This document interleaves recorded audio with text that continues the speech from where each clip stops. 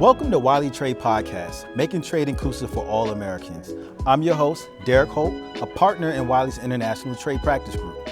Join us as we delve into the intersection between race, gender, sustainability, and trade policy. Today, I'm super excited to introduce to you Dr. Yves Remy. She is the director of the SShridath Ramphal Centre of International Trade Law, Policy, and Services, which is the premier trade institution of the University of the West Indies, Cave Hill campus, Barbados. She coordinates and lectures under SRC's flagship Masters in International Trade Policy program in the areas of international trade law and regional integration. Her areas of research include dispute settlement regimes, sustainability, e-commerce, as well as trade and gender issues. With respect to regional integration and investment, Dr. Remy particularly focuses on how these issues affect small island developing states, including those in the Caribbean. Dr. Remy holds the position of WTO chair at the University of the West Indies, Barbados. She served as a panelist in WTO trade disputes and been included on the panel roster to serve as an arbitrator on a number of mechanisms under the European and UK FTAs. She is the co-founder of the Caribbean Women in Trade Network and a co-lead of the Remaking Global Trade for a Sustainable Future project, a project aimed at reforming the international trade system to take into account sustainability issues. These are just a few of Dr. Remy's accolades, and I look forward to hearing even more over the course of this discussion. So welcome, Dr. Remy. Thank you, Derick. I got tired of listening to that introduction, but thank you for stating it so well. Thank you. Well, thank you for coming all the way from Barbados over here to DC to talk with me. So let's just jump into it. As we do for like many of our interviews, I want to start off talking about your path and your story. You have experience at the WTO Secretariat in big law, right? You were at Silly Austin in Geneva and in DC, and as a nonprofit director. How have these experiences influenced the way you strategically approach international trade challenges? That's a really good question, because I feel a little bit like I lucked out. So I have now approached trade almost like from a 360-degree perspective. So I started quite young at the WTO Secretariat. I was working for judges, very much in trade disputes. So helping the judges to unpack some of the legal issues coming up in the context of disputes between countries, from all over the world. The dispute settlement mechanism at the time was considered to be the crown jewel of the WTO.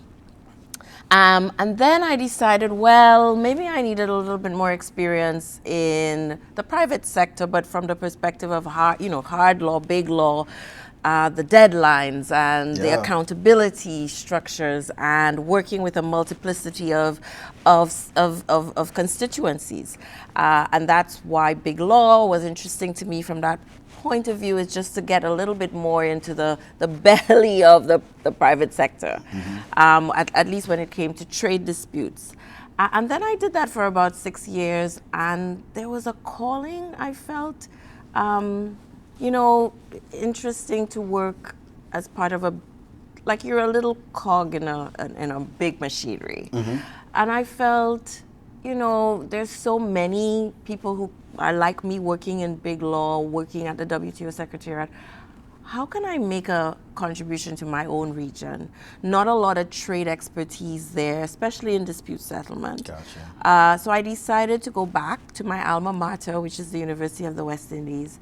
And I didn't go into the law faculty, although my center is associated with it. But what I did is I started as a deputy director for this trade center, the SShridath Ramphal Centre. We call it the SRC because it is a mouthful.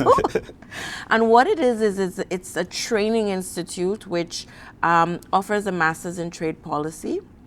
I've become director about 3 years ago. We have pivoted much more into advocacy and research. We used to do it before, but my pivot has been, well, how do we actually begin to study in more detail the story of smaller economies navigating that international trade and investment landscape, and inevitably you sort of butt up against the sustainability issues. So I kind of think I did a little bit of a lot of different things, and that has kind of led me to be very trade dispute oriented, legal oriented, but now more so policy issues. So that's kind of my story of how I got to where I am. Well, that actually kind of moves into our next part of it, right? So I want to talk more about trade from the Caribbean perspective, right? Traditionally, when you think about trade, you think about the large economies, the U.S., the G7, China, right, and so on. Yeah. As a leading expert in Caribbean trade, how do you see the region's trade relationships evolving, especially in the context of global challenges like climate change, like we were talking about, and trade disputes? Yes, so I think the story of the Caribbean trade sort of relationships has evolved from being primarily agro, commodity-based economies where we were, exporting bananas and sugar and cocoa into the larger economies. Not really with a very high regard, because no country really was to sustainability. Not really as concerned about an inclusive approach to trade, but like everyone else, just really trying to promote our export sectors. I think, and this is one of the reasons I got into trade, I didn't mention it before, when we were faced with the trade dispute outcome of the banana saga, where these African, Caribbean, and Pacific countries, their preferential access into the European Union was being challenged by the US government representing US multinational interests. I think we realized that our way of expecting non-reciprocity in our trade relations was not going to fly. It wasn't going to be a way to pattern our economies. And so as a result of the ruling which said that the EU needed to make its trade relationships more reciprocal, it meant that we needed to pivot into other sectors. So we pivoted into the services economy. So you saw in my lifetime, the Caribbean, my villages, where a huge part of our foreign direct investment and our foreign exchange earnings was in bananas to tourism. Gotcha. And now a lot of the Caribbean islands have moved there. Very services oriented, financial services, health services, all of these things. And so we have attracted a different type of broad trade policy. So we pivoted to very services-oriented trade policies. We needed to train people in these areas. And now I think we're almost in a third stage where you still have some economies like Guyana that recently discovered oil. Yeah. You have Suriname also in that trajectory as well. You have Belize, some of the bigger economies. They also are always going to be sort of that commodity driven. But many of us have now had to figure out, well, where do we have this magical word, our comparative advantage? Yes. And I think that has brought with it a lot of challenges. Because where do small economies, where do they fit in this broader landscape of trade and investment? We are often considered small but not low income, which means we don't benefit from a lot of the preferences the trade world offers to the least developed countries. Yes. But at the same time, we're so vulnerable, even the sectors like tourism, Yes. that we are highly dependent on, a COVID or a hurricane, or even where we do have exports in agriculture like nutmeg in Grenada, a hurricane wipes that out immediately. So the challenge is like, where do we find something that's durable, something that's resilient, something that's inclusive, something that leaves no one behind in a system where we're not the worst of the worst, but we are being increasingly challenged because of the climate and biodiversity loss and all of these other things. So it's a real, challenge for us, but I think the new economy also presents opportunities. We're also highly indebted regionally. The region also suffers from, historic debt, but also like just trying to meet our bottom line. So it's a very interesting region to study. Yeah, and you were talking about hurricanes and how that can, wipe out a whole, industry in terms of, the nutmeg and that type of production. Yes. So speaking of climate change, the EU recently implemented the Carbon Border Adjustment Mechanism in 2023. We're in this transition period until 2026. What are the implications of, like a EU implementing the CBAM unilaterally, particularly for a global trade system and in the Caribbean? Yeah, so I think you mentioned in the introductory remarks that I'm involved in a project. It's a sort of a 3 co-leads, so professors from Yale and Tufts University and myself. We're involved in this project called Remaking Trade for a Sustainable Future. And we recently released something called the VILA Framework, named after the place where we unleashed our findings over a period of 10 months of engaging with trade and sustainability experts. And one of the signature policies that keeps, I think representing that tension between how do you use trade policy in the interest of promoting sustainable outcomes, the CBAM inevitably comes up. Yes. And I think one of the issues that keeps on being difficult to overcome is this is clearly a well-intentioned policy in the sense that it's about avoiding carbon leakage. The EU has put in place a number of measures to encourage a more sustainable approach towards really dirty industries, meaning high carbon emitting industries. And they've managed to do that internally. And the question is, how do you ensure that their industries are not disadvantaged because other countries are not disciplining or imposing a carbon tax or a carbon price, so that you have a situation where you don't want to encourage the polluters to continue manufacturing in non-sustainable ways. I think one of the issues that has arisen is that for a lot of us smaller economies, the transition to become green and net zero is going to take a little bit longer and is going to have to be financed. It is. Right? And so I think one of the issues that has arisen is how do you ensure that we all come to a place where we accept that it's in everyone's interest to emit less, but that for certain countries, just even being able to count the emissions, verify the emissions, that's so central to the EU scheme in order for us to be able to enter their market and not be harmed by this carbon border mechanism, is that we are able to at least let them know what our values of emissions are, and we're not subjected to the default rates. So the first thing is just measuring our emissions. You got to get the experts in, right? We got to get the experts in. We got to get the systems in for measurement.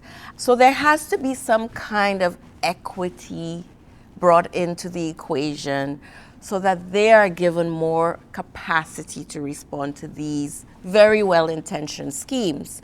But what you don't want to do is have a measure that's going to set them back even more, because their industries are paying because of the adjustment, and the money that's collected doesn't go back to them. No, it doesn't. For the adjustment. It actually, there's been no discussion that I'm aware of where these collected rebates are going from the European Union. And so one of the things we've been writing about is return them to the countries that you've collected them from so you can assist with that transition. It's part of the just and equitable transition. So that's some of the advocacy that I've been doing recently. Okay. I mean, and this is actually another thing that kind of comes into it. What threats does climate change pose to the trade sectors in the CARICOM countries, especially considering the region's dependence on agriculture and tourism? Additionally, what are the key strategies you believe that CARICOM should adopt to mitigate these climate-related risks and sustain trade? Because these are really uppermost in the minds of our policymakers, negotiators, but really the people in capital who have to make the balance. And you know, there's a viral video, I don't know if you've seen it, of the president of Guyana responding to an interview on Hard Talk, where there's a question posed about how do you, as a recently discovered, like president of a recent discovery of oil that is going to obviously bring untold benefits to Guyana in terms just billions of dollars coming into that economy. How do you balance the fact that you are really like having these fossil fuel emissions against Guyana's own and the world's own move towards, you know, low carbon economies, etc. And the president was very clear about it. We need to be promoting the sectors that are, yes, indeed green, but we also need to finance development in our region, not just in Guyana, but in our region. So for a lot of these smaller economies, especially like those that are really where the tension and the choices are starkest, how do you move forward knowing that in our region, we're 80% fossil fuel dependent? Yeah. Moving to renewable energy, which everyone wants, is going to cost money. So the question is, in that transition period, we need to attract a lot more investment into these renewable sectors. Yes, we are blessed with sun, sea, some of these wind, but they cost money, right? And I mentioned, we are indebted.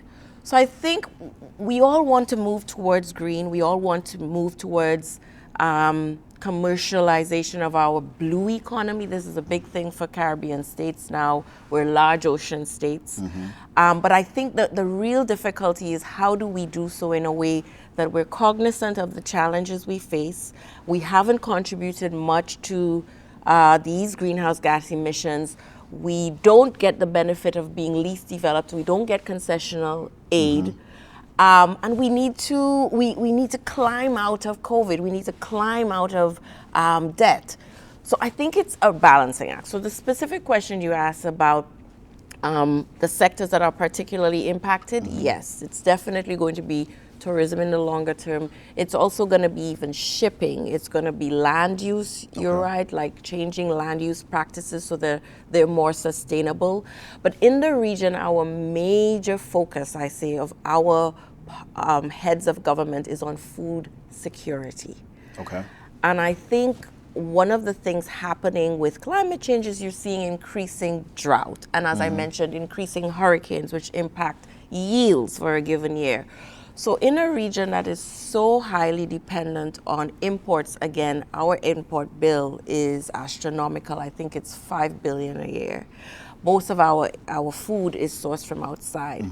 I think Guyana, again here, using its newfound wealth, is stepping up and trying to create better opportunities for food security where we plant a lot more. We depend a lot more on our regional production for our self-sufficiency. We're moving, and this impacts health outcomes, from dependence on highly, like sugar foods to our own foods like cassava, instead of importing so much of these other things, or, so homegrown things that actually will promote the region and also deal with some of the impacts of the food supply interruptions that we saw during COVID. You talk about like the processed foods and those types of things coming into the region, and and they're cheaper. They're cheaper, but yours is fresher, right? You know what I mean? So exactly. it's a balance, right? It's a balancing act. So. Absolutely. And the other thing I would say is it irks me, and a lot of us in the region, that on a lot of the resorts you go to in the region, you're gonna get Tropicana, or you're gonna get imported citrus or imported fruits. And the hard reality, Derick, is that a lot of times it's cheaper to source, right, from outside the region than within the region. And there's a multiplicity of factors, right? One is they can come in at low rates tariff-wise. Sometimes that's baked into the contracts where you allow these investments to come in and bring in their, their food sources from wherever they can most cheaply source them. it's also transportation in the region. It's very underdeveloped.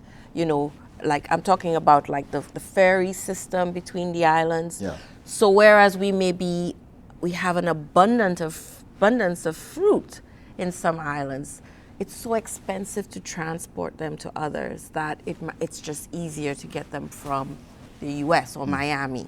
Yeah. You know, these are real issues. That is something that sometimes we see that in the U.S. Where Yes. you might have a product and then you get it from overseas. Yes. And that's kind of the things that I do. I represent U.S. manufacturers with respect to the products that they produce here in the United States. But Right. sometimes they're getting products from overseas that are cheaper, and the reason why they're cheaper because they're subsidized or those types of things. Exactly. And to protect those U.S. manufacturers, we use the U.S. trade laws to put a tariff at the border. And that helps to kind of level the playing field. Exactly. So that's, those are some of the tools that we're using in the United States. And it seems like perhaps there may be some tools that they need to be using. Yes.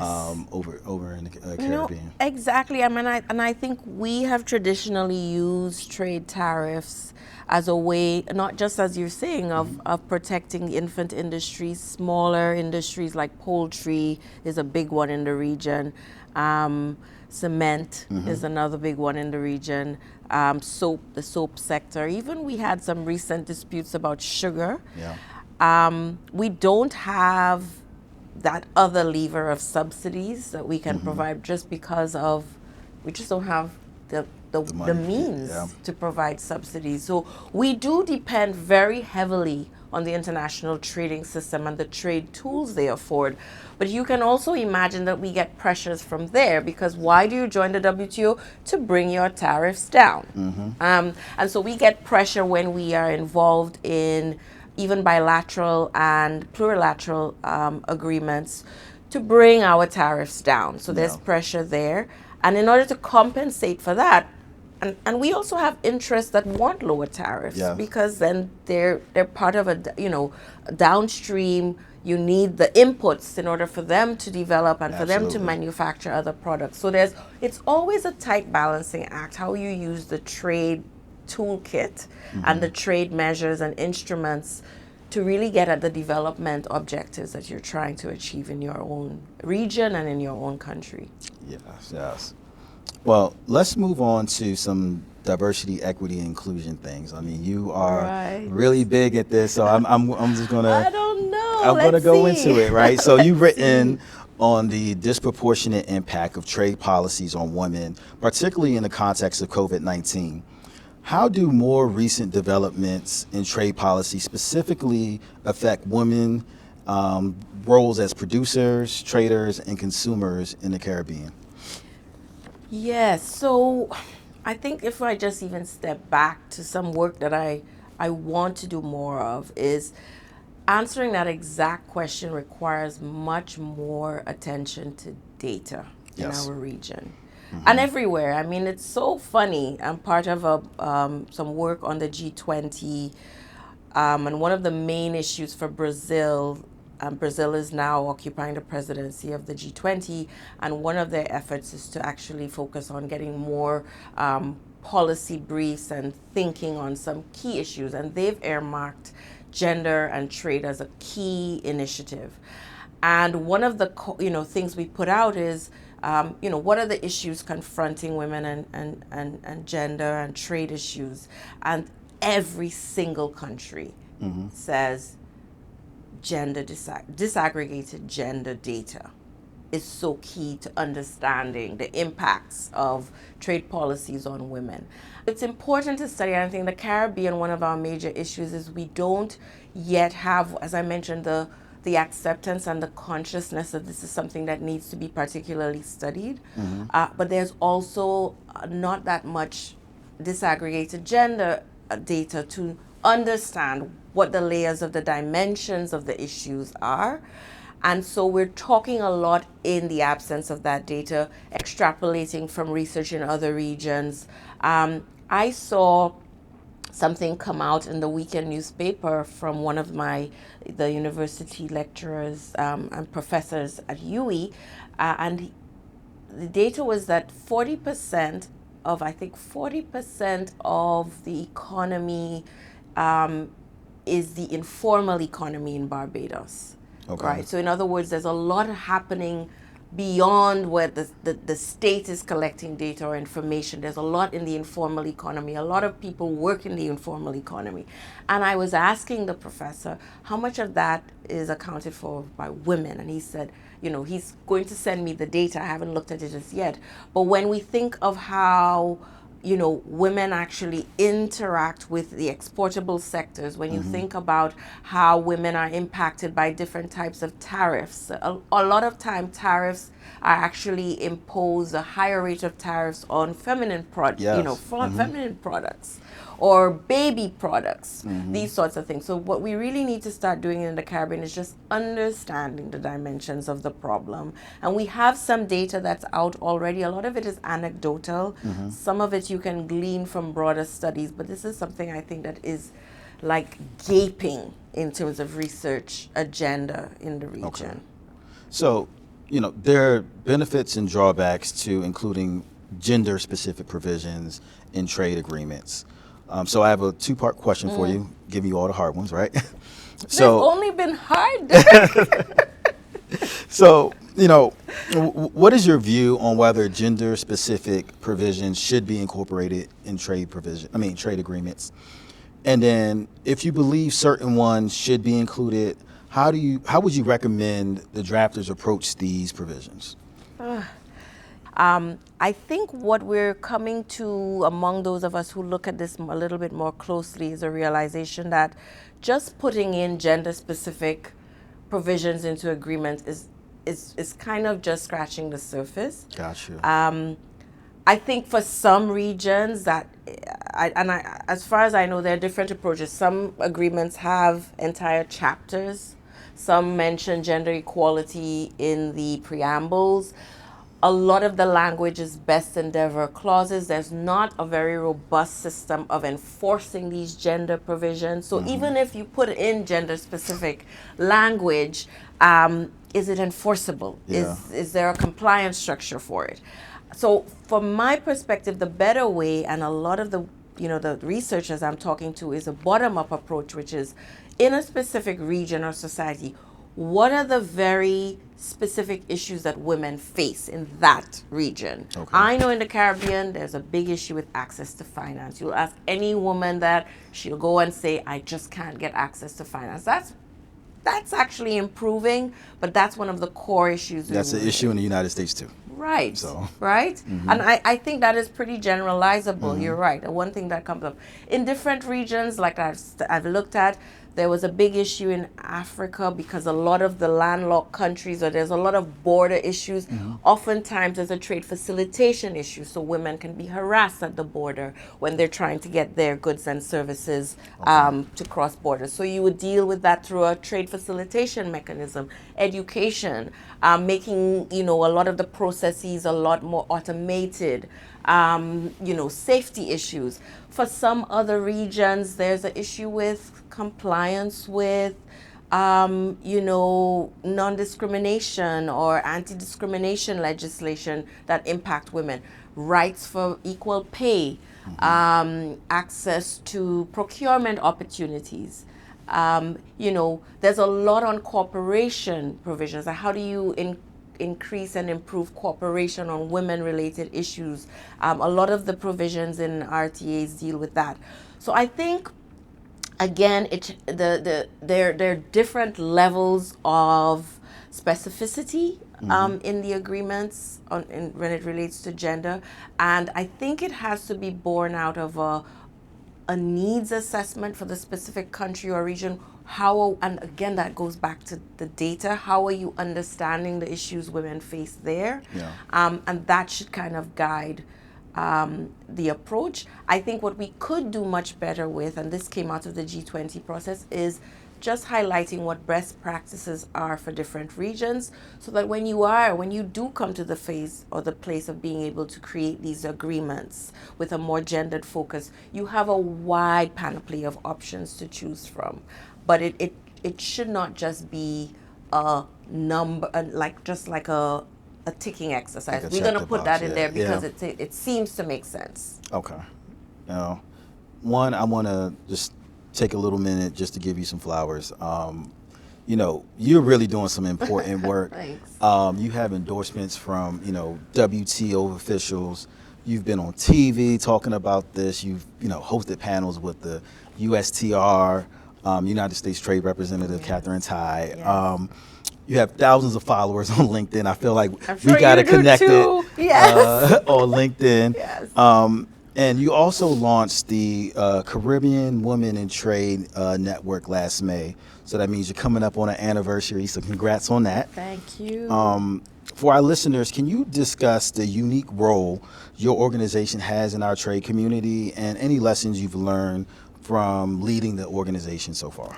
Right. So let me just be very clear on the Caribbean Women in Trade Network. That is definitely a team effort. Yeah. The president, Andrea Ewart, has been doing an amazing amount of work to flesh out each of our individual sort of committees. So our main task is to, one, promote trade policy when it comes to women. How do we encourage women leaders? Also, how do we generate more policies that promote women's issues?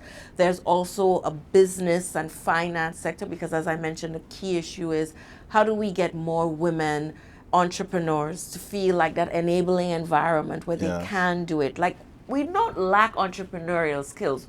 By our nature, women they have to be entrepreneurial. But how do we get the finance to back us, to really give us the risk appetite, or to meet our risk appetite? Because women are apparently much less risky in the way they approach ventures. So how do we encourage women to take the risk?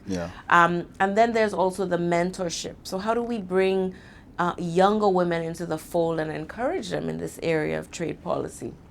So these are sort of our three core areas in CWIT.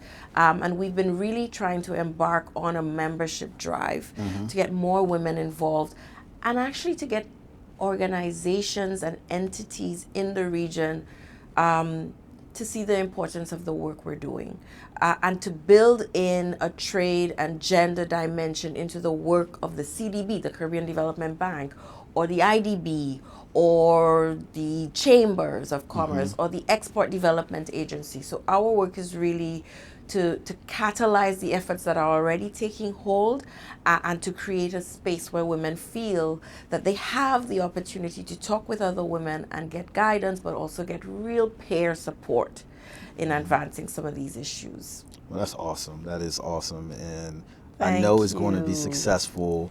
And you know, we got the anniversary coming up, so I'm excited for what the next year is going to have to offer. Yes, yes. We have some big things planned, and visit us on our Facebook and become a member. Caribbean Women in Trade. So this last question, DEI, so in your opinion, what are the key steps that need to be taken to ensure that trade policy spread the benefits of trade inclusively to small island developing states, especially the diaspora in the Caribbean? Yes, so you had to end with the zinger. Yes. I think I've been attracted to some work by a political scientist called Nancy Fraser, and she considers justice under three sort of dimensions, which I think any group that is marginalized, has been historically marginalized, is newly marginalized, can measure its progress in accordance with. And the three dimensions that she posits are distributional justice, which is how do we ensure that we spread the benefits of, in our case, the trade, increased wealth to all. Yes.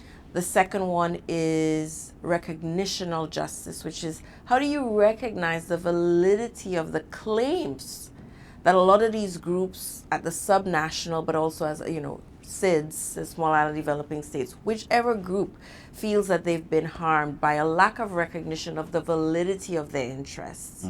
That's the second one. And the third one is representational, which is more process oriented. So the more people you have in the room articulating what their interests and concerns are, the more likely you have to have a just outcome. So in terms of small island developing states, I think we have managed to get recognition undeniably in the context of climate change. So SIDS and marginalized, vulnerable groups, least developed states, within the context of climate are recognized as the least able to overcome, the most disproportionately affected by climate, and the most climate vulnerable. I think that's a start, but I think it's equally applicable to the WTO regime, to the access to finance regime, to shipping, because we are often not on the major transit routes. So to come to a small island, whether it's in Vanuatu or the Pacific or the Caribbean, is an added cost. And I think in each of these, because this is the world I work in, international negotiations, in each of these fora, the articulation and representation of the specific interests and needs of small island developing states is the start. Because oftentimes people hear it, but they don't understand the very specific ways we're impacted by global governance that doesn't take our needs into account. And I think we're helped along the way by very charismatic leaders. I mentioned the president of Guyana. I would say the prime minister of Barbados is doing a lot of work. The prime minister of Grenada, my prime minister in St. Lucia. Each of us is being represented in these international fora, and we are actually really doing a lot to articulate the interests of small island developing states. But I think that's the top. I think we also, from the bottom, have to recognize, even within our small economies, that we need to be more efficient in a lot of the practices. We need to be aware of how the trade system intersects with the domestic system and ensure that we train our people to become more aware of the dimensions and the intersections. And I think we also have to bring in civil society a lot more. Okay. So part of the work that I do besides women is also working as part of something called the Climate Justice Agenda, which is led by an organization called Canary, and 40 other think tanks across the region that are trying to increasingly understand how all of these larger governance systems impact indigenous communities in the region, because we have them, or fisher folk, or small and medium, small enterprise and entrepreneurs. And so I think it's really just a whole of society approach. So yes, we need to articulate more our interests and concerns at the international level, but I think also we need to do the work of ensuring that these groups within our societies don't feel left behind and are part of the policy making and are invited to also sit at the table when a lot of these policies are being hammered out. Well, thank you, Dr. Remy, for this engaging discussion. We're inspired by your work. Thank you. We are inspired by your work, particularly advancing the cause of women in small island developing states. I look forward to working with you. I hope so. And I look forward to, the work that you have coming up. Thank you. So thank you for coming all the way from Barbados to come here. Thank you for inviting me. And speak with me. Thank you. Yes, it's my pleasure. And I hope we can chat soon. Thank you so much. All right. Thank you.